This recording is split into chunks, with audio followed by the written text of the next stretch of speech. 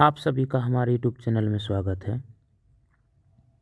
आशा है आप सभी हमारी कहानियों को पढ़ रहे होंगे, समझ रहे होंगे। कहानियों की इस श्रृंखला में आइए आज कहानी पढ़ते हैं, शिक्षा का अर्थ। अनीता और नंदनी एक ही कक्षा में पढ़ती थी।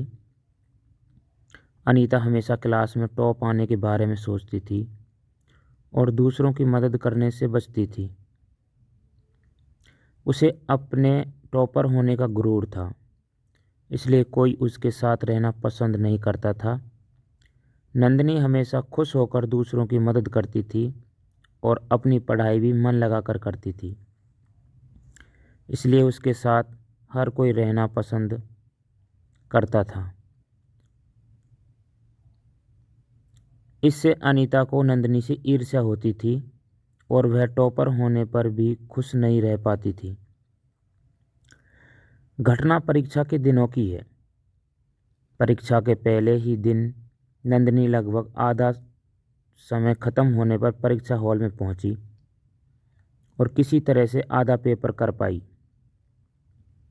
जब परीक्षा समाप्त हुई तो सबने नंदनी से देरी से आने का कारण पूछा। नंदनी कुछ बोल पाती इससे पहले ही अनीता बोल पड़ी, यह आलसी है, इसे परीक्षा के दिन भी समय के महत्व का पता नहीं। नंदनी बिना कुछ जवाब दिए वहां से चली गई। अनीता जब अपने घर पहुंची तो उसे लगा कि घर में कुछ गड़बड़ है। घर में रिश्तेदार आए हुए थे। माँ बहुत तनाव में थी। डॉक्टर भी आए हुए थे। वह दौड़कर अंदर पहुंची तो पिताजी को बिस्तर पर लेटे हुए देखा। उसके पिता ने बताया, जब मैं सुबह घूमने गया था तो मुझे दिल का दौरा पड़ गया और मैं फुटपाथ पर गिर पड़ गया। वह तो भला हो तुम्हारी सहपाठी नंदनी का, जो बहुत वहाँ से गुजर रही थी, उसी ने मुझे समय पर अस्पताल ले जाने में मदद की। जब अनीता को पता चला कि जिस लड़की को वह थोड़ी देर पहले ताने मारकर आई है, उसी ने उसके पिता की जान बचाई है, तो उसे अपने बर्ताव पर बहुत पछतावा हुआ। वह समझ नहीं पा रही थी कि अब वह नंदनी से कैसे आंख मिलाएगी।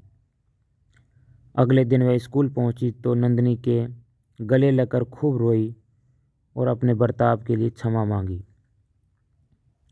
चर्चा के लिए प्रश्न, आपके हिसाब से कक्षा में कौन सी पोजीशन लाने वाले व्यक्ति की ज़िंदगी खुशियों से भरी होगी, क्यों? आपके पढ़ने लिखने का उद्देश्य क्या है?